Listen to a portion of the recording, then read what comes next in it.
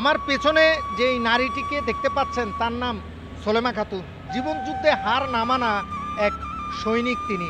সড়কে চা এবং পান সিগারেট বিক্রি করে তার সংসারটা চলে। যে বয়সে নাতি নাতনিদের সাথে খুনসুটি করার কথা ছিল সেই বয়সেই এখন সড়ক দাপিয়ে বেড়াচ্ছে চট্টগ্রামের সলেমা খাতুন। একজন নারী হয়েও সড়কের ফুটপাতে পুরুষের মতোই চা পান বিক্রি করে সংসার চলছে তার। যেন সিনেমার কাহিনীকেও হার মানায় তার গল্প। তবে অবাক করা বিষয় হলো এই ব্যবসা করতে গিয়ে মাঝে মধ্যে দুপুরে অভুক্ত থাকেন তিনি। এ যেন জীবনযুদ্ধের এক নিরস্ত্র সৈনিক, 60 বছর বয়সী এই মহিষী নারী।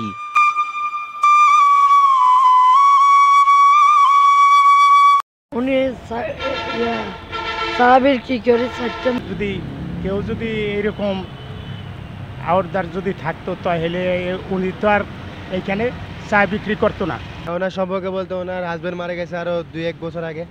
তো মানে উনি এখানে চা বিক্রি করে আর কি, কারণ ওনার আমি ছোটোর থেকেই চিনি। ওনার বাসায় থাকার কথা, আবার না মানে ওনার নাতিদের সময় দেওয়ার দিন আর কি। সালামু আলাইকুম। আসলে আমার বাড়ি এখানে না, আমার বাড়ি সিলেটে। সিলেট থেকে আসছি কক্সবাজার ঘুরতে। এখানে আসলাম কিছু নাস্তা করার জন্য। পরবর্তীতে আমি গাড়িতে উঠবো, তখন ওনার দোকানে আসছিলাম একটু পান খাওয়ার জন্য। আচ্ছা, আমরা তো সিলেটি মানুষ, পান খাই। এখানে আসলাম, আসার পরে আপনাদেরকে এখানে দেখলাম, ওনার সম্বন্ধে বলতেছেন, তো আমি তো সত্যিটা জানি না। এখন জানলাম আপনাদের কাছ থেকে সত্যিটা। তবে আমার কাছে খুব খারাপ লাগতেছে যে একজন মহিলা মানুষ একটা চায়ের দোকান নিয়ে বসে আছেন। আসলে আমাদের এরকম আমাদের পুরুষরা এখানে বসার কথা ছিল, কিন্তু উনি কেন ওখানে বসে আছেন আসলে আপনাদের কাছ থেকে এখন জানলাম সত্যিটা। উনি নাকি ওনার স্বামী অনেক দিন আগে মারা গেছে, উনি করোনার পর থেকে এই চা দোকান দিচ্ছেন। আসলে কষ্ট হচ্ছে। আমরা আমাদের সাধ্য অনুযায়ী আমরা সবাই ওনাকে একটু সহযোগিতা করি। সলেমা খাতুন ডাকনাম হলেও এই নারীর আসল নাম নূরজাহান বেগম। চট্টগ্রামের ওয়াসার মোড়ে পুলিশ কমিশনার কার্যালয়ের সামনে একটি বাক্স সামনে রেখে সেখানে পান সিগারেট এবং চা বিক্রি করেন।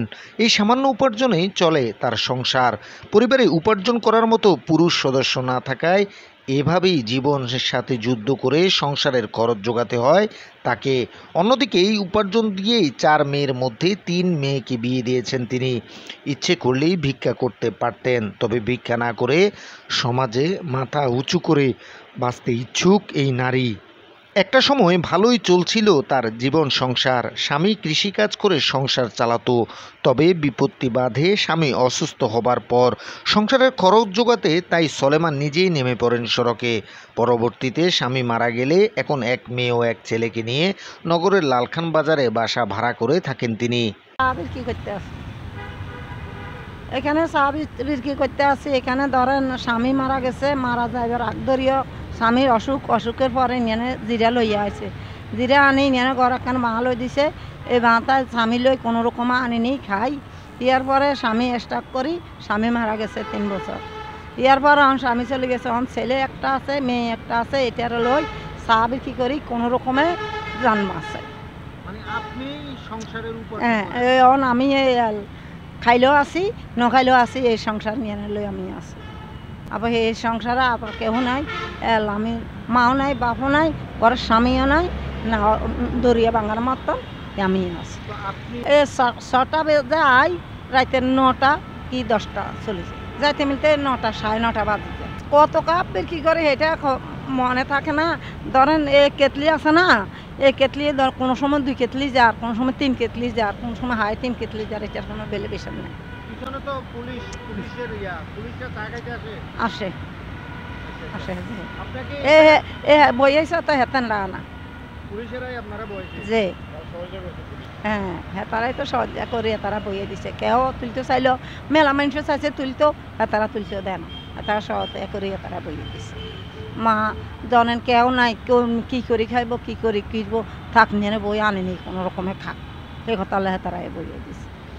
লাগে কি আগুনে রোদে তাপ হয়, আগুনের তাপ হয়, ন করি কি করব, ন করি ফ্যাট বাঁচামুখী দিই, 3টা ফ্যাট কি দি বাঁচামু, করতে হইব। নকরি কি করুন, কোন কষ্ট হইলেও করতে হয়। কোথায় খান? ভাত কোনো সময় মেয়ে আনি দি যা, আর নহলে চা নাস্তা খাই থাকি। মানে রাত দুপুরে অনেক সময় ভাত খান না? না দুপুরে অনেক সময় আজও তো খাইছেন কিনা? আজও খাইনি আজকে খান নাই? যে না। প্রতিদিন প্রায় 2 থেকে 3 হাজার টাকা বেচা বিক্রি করে সোলেমা খাতুনের লাভ হয় মাত্র 2 থেকে 300 টাকা। আর এই সামান্য টাকায় বাসা ভাড়া ও সংসারের যাবতীয় খরচ যোগান তিনি। সোলেমা খাতুনের 4 মেয়ে ও 1 ছেলে। ভোর 6টা থেকে রাত 9টা পর্যন্ত বেচা বিক্রি করে সোলেমা খাতুন। ভিক্ষা করতে শরম লাগে বিদায় সড়কে পান সিগারেট বিক্রি করে সংসার চলে সোলেমা খাতুনের। সোলেমা খাতুনের ইচ্ছে যদি সাহায্য পায় তাহলে তার ব্যবসার পরিধিটা আরও বড় করবেন। সোলেমা খাতুন এখন অনেকেরই পথপ্রদর্শক।